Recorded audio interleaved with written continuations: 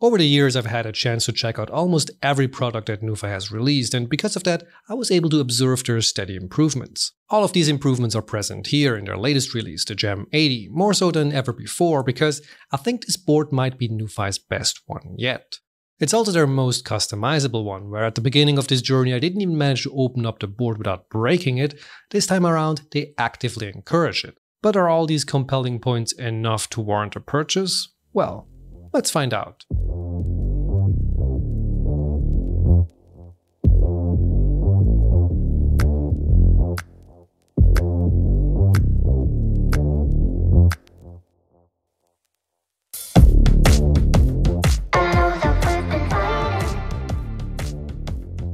Let's start off by looking at the design of this board before we rip it apart, take a look at the feature list, and conclude whether or not you should consider getting into the jewelry business. There are time codes, so feel free to skip ahead to the sound demo if that's what your heart desires most.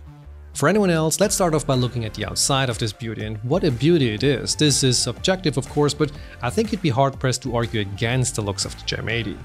I've always liked NuPhy's design, but this one immediately knocked it right out of the park for me, and I have a feeling that it will also outlast the Air and Halo series. Where those boards were arguably a lot more exuberant, the Gem80 is much more subdued.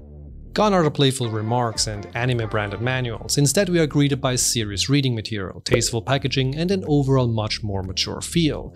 The planet probably won't like these individually packaged parts, but they are nice. What I have here is the Cosmic Mocha variant, 1 out of 5, including the matching keycap set, which you don't have to get if you don't want to. You can also pick your own set or pick this up later, but beware, you will pay extra if you do that.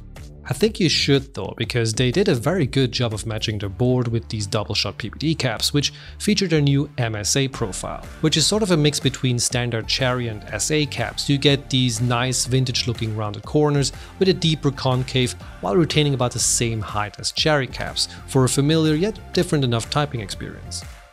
Apart from the slightly skinnier looking J, the caps are perfect. Everything is looking sharp and crisp, and I really like the lettering as well as the icons at the top row, especially the last hint of playfulness, which is the little cat here.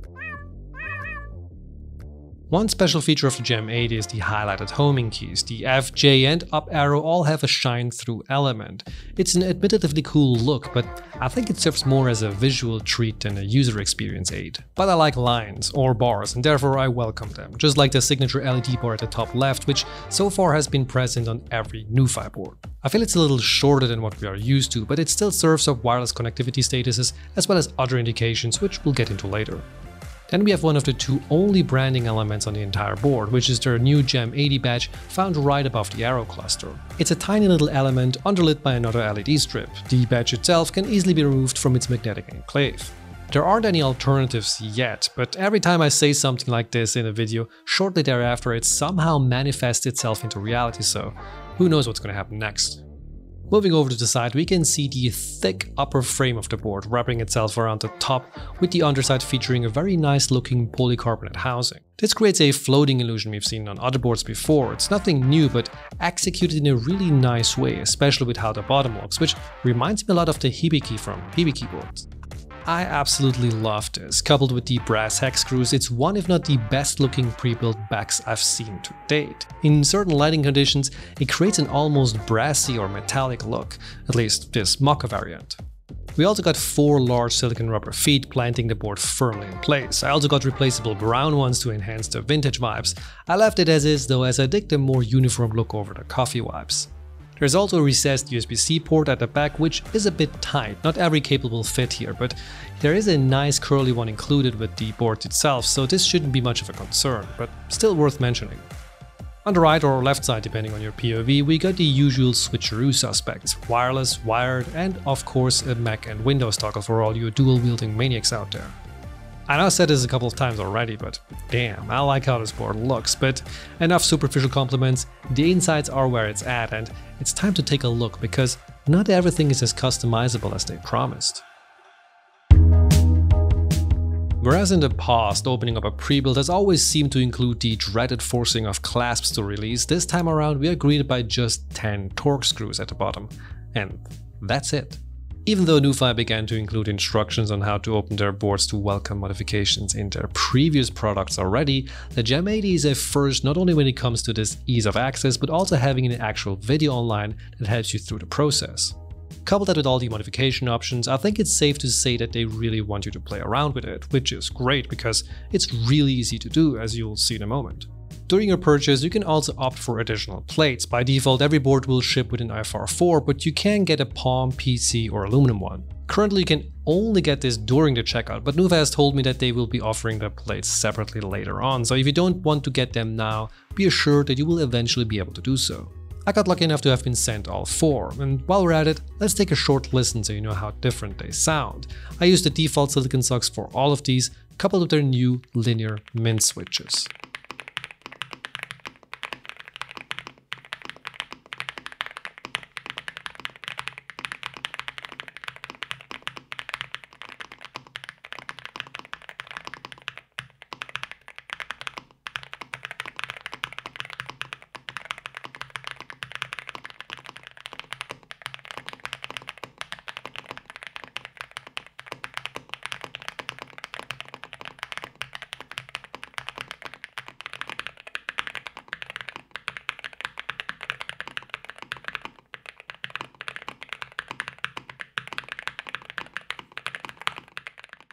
Feel-wise, I'm a bit torn between FR4 and aluminum. I used to really like a lot of flex, but as I'm getting older, it seems I'm leaning more towards the stiffer frames.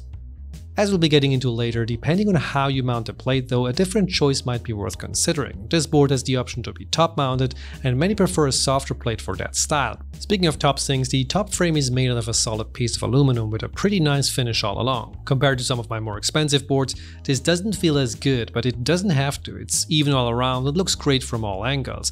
And for the asking price of $149 for the wired and $169 for the wireless version, it's perfectly fine. Flipping this around to look at the underside, we can spot the little magnet for the badge. This is a minuscule detail, but I like the fact that it's screwed in and not glued into the frame. You'd never replace this, but it's still nice to see. On the top right, we have the diffuser for the LED strip. This one is just pressed in, which is also fine by me. As long as there is no glue involved, I'm a happy typer. What we can also spot here are the additional holes for the top mounting option I just mentioned, which is something I'm very excited about. This is a bit of a flex if you ask me. Not only do they include 3, technically 4 different gasket style mounts, but they also throw in a top mount option as well. All I can say is, that is some top-notch service. Cheese turbulence, terrible jokes since 2021. Anyway, let's continue our excavation. All you have to do is lift the plate and disconnect all the ribbon cables, of which there are 3, before you can remove the guts. The one for the daughterboard might be a bit finicky because the hot swap sockets block the cable from being removed without interference, so be careful with this one. Let's put this aside for now and look at the lower half first. What you will notice here is the large assortment of goods. We have a layer of case foam, a second one with a solid plastic sheet underneath it, which is very delicate as you can see here, and finally an entire chunky piece of silicone reminiscent of those RamaWorks dampeners of yesteryear. To remove that, we have to switch to a Phillips head and unscrew the daughterboard before we can lift and shift this out of the case.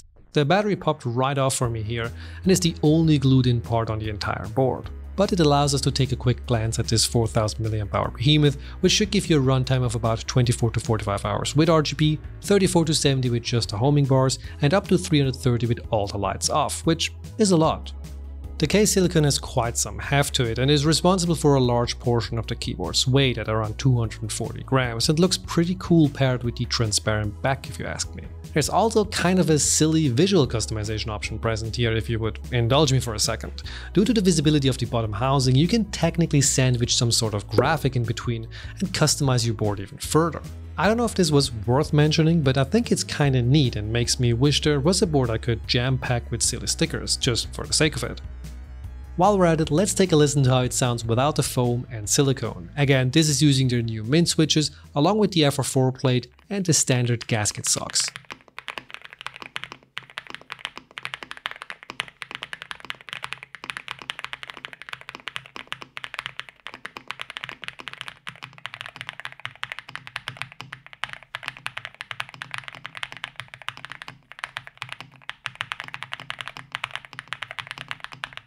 I actually quite like the little roominess. It also makes the board a bit more softer to type on simply because it has more volume to flex. Speaking of flex, let's look at the PCB, which does have some flex cuts but doesn't look much out of the ordinary otherwise. Maybe the little RGB rabbit here at the top left here is unique, or the double socket for the caps lock. Actually, that is pretty cool and something I haven't seen or at least can't remember seeing before. It allows you to pick between a stepped and non-stepped caps lock for this hot swap board. Just flip the switch by 180 degrees and you're good. Sweet. On the plate here we can also spot the proprietary stabilizers we've come to expect on NuPhy boards. With all their marketing pushing the word custom so heavily, I was expecting standard stabilizers. Now, I have to say though, there is nothing wrong with these. They were generously looped from the factory and there was no rattle whatsoever, but if you prefer to use your own set, you unfortunately can't. The plate is also loaded with another 3 layers of dampening materials, 1 plastic sheet, a switch pad and the plate foam itself. How does it sound without them? Well, let's take a listen.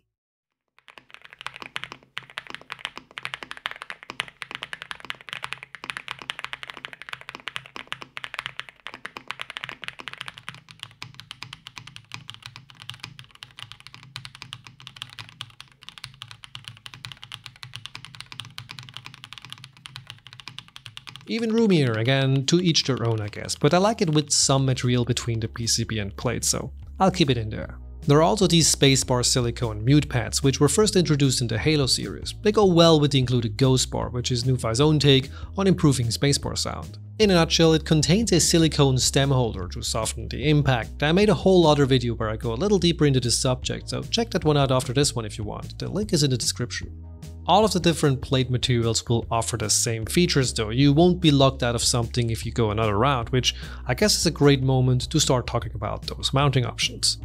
In my opinion, this is one of the most compelling features of the Gem80. Buying this board allows you to try out 4 different gasket styles, as well as top mounting it, which I mentioned earlier. Everything comes in these wonderfully convenient little bags, neatly labeled for you to store and orient yourself around in terms of the hardness level you're about to try out. The socks are attached by default, then we have these strips that go along the entire length and the beans that clip into these little grooves. These socks have a labeled hardness level of 30 with the strips being 70, the same goes for the beans, although they only differ in density, not in style.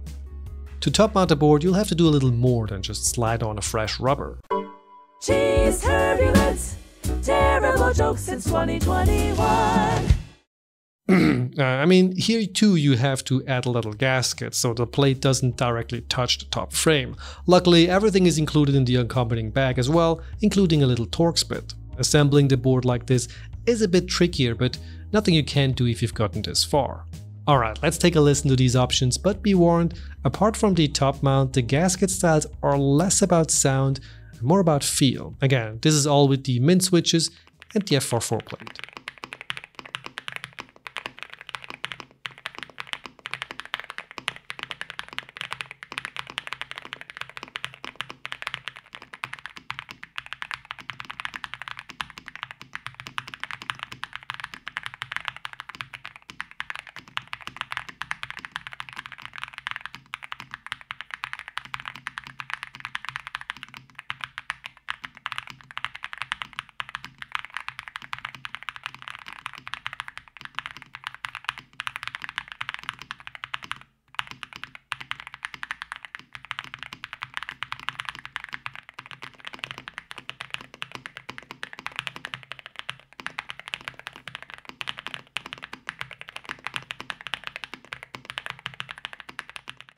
I'm gonna be honest with you here, I didn't feel all that much of a difference. Maybe using each style for just a couple of hours didn't give me enough time to feel the nuances, but then again, with how loaded the board is, there isn't all that much room for it to move to begin with. The amount of combinations you can do with this board is truly staggering, and I couldn't possibly cover all the sound demos in this video. If you have an urge for more, there are a couple of listening options on NuPhy's website, so be sure to check those out. I left a link in the description again. The lovely thing about all of this though is that you can try all of this out by yourself because everything is included with every board. Well, apart from the additional plates of course, but playing around with the different styles is something everyone who gets this will be able to do. Alright, let's move on from hardware customization to software customization before we conclude this mining operation. Software customization is something that, just like their hardware iterations, has gotten better and better over time. The Gem80 isn't the first that supports QMK, but it is the first time that I got to try it out on a NuPhy board. Getting VIA to work is as simple as hooking up the Gem80 via wired connection, downloading the respective JSON file from NuPhy.com and loading it into the Design tab on VIA. Meaning it's unfortunately not recognized out of the box, but there's a handy guide on NuPhy.com explaining this process in more detail, and it takes just a few extra seconds, albeit every time you want to change something. If you ever used any other custom keyboard, you're going to be right at home here. You can easily remap keys, create macros, and set alternative layers, up to 8 if you count the base. There are also some Gem80 specific settings logically found under the custom menu that allow you to remap keyboard specific settings such as the RGB modes and wireless profiles. Other functions can be remapped too, like the sleep setting, which when enabled will let the board go to sleep after 6 minutes of inactivity to preserve battery life. This is something you might want to do if you've got one of those very colorful RGB options enabled, of which there are once again plenty. Of course, this also goes for the light bar and the badge LEDs, both of which can be set to do various things. The badge is more of a vanity element, whereas the strip serves some functional purpose as well. As alluded to earlier in this video, it'll show you more than just pretty colors. Apart from highlighting an engaged caps lock state, it can also be set to display battery status, as well as Bluetooth and 2.4 GHz pairing indications, if you have the wireless option. Another really interesting tidbit is the Windows and Mac profile switch. You see, in the pre-QMK NuPhy boards, these profiles didn't just switch Control, Command and the F row keys, they also retained the RGB settings that you set on each mode. So I was a bit curious to see how this looks inside VIA, or how it behaves when switching between the profiles. Lo and behold, Windows is simply layer 2, meaning the physical switch on the back actually just switches to the second layer, which is super cool. Knowing that, you could technically forgo the Windows-specific configuration and change it to whatever you want, and use the hardware switch to change to a different layout that you can use for whatever you need a different layout for. Maybe gaming or a specific setup for certain programs. Again, I'm not sure if this is an actual use case, but I think it's cool that we technically have a hardware switch to change between 2 layers. But if you've got enough of all of these configurations and just need a reset, you can do that too by simply hitting Function and Bracket for about 3 seconds, and whoop-de-doo, you're back to where it all began. I think the Gem80 is a fantastic board if you're a custom curious or a seasoned veteran who just wants an easier board to play around with, or maybe you just like the way it looks. I think it's worth checking out. You can also go nuts and complete the look with an accompanying mat or wrist rest. This wrist rest is the same two-tone design we've seen on the Air and Halo boards and is still as competent as ever. One new addition though was the inclusion of thicker rubber feet to elevate it just a little bit. The board itself is also NuPhy's first that does not have any form of adjustable feet, and I have to be honest with you, it took a while to get used to. Previously I was using the RamaWorks thermal sequence too, and switching to this one did take me a little while. I'm not certain if it was the angle that caused this. It might also be the keycaps that just felt a little different, but after a couple of days I started to type just as fast as on other keyboards. I think this is a great step for NuPhy and a very solid addition to their lineup, as well as a good choice for anyone looking for a mechanical keyboard in a TKL layout. I like how easy it is to customize and how flexible you are during the purchase. You can get an entire desk setup or just the absolute bare minimum without any caps or switches. The choice is yours. And if you chose to stay until this point in the video, it is also my choice. No, it is my desire to thank you. Thank you for watching the latest video and sticking around till the end. I hope you enjoyed it, and if you have any questions or feedback, just drop them down below. I also want to thank NuPhy for letting me try out the Gem80. They did not have any input, nor did they ask for any advanced screening. All of the nonsense is of my own, so thank you again for enduring it, and I hope to see you again in the next one.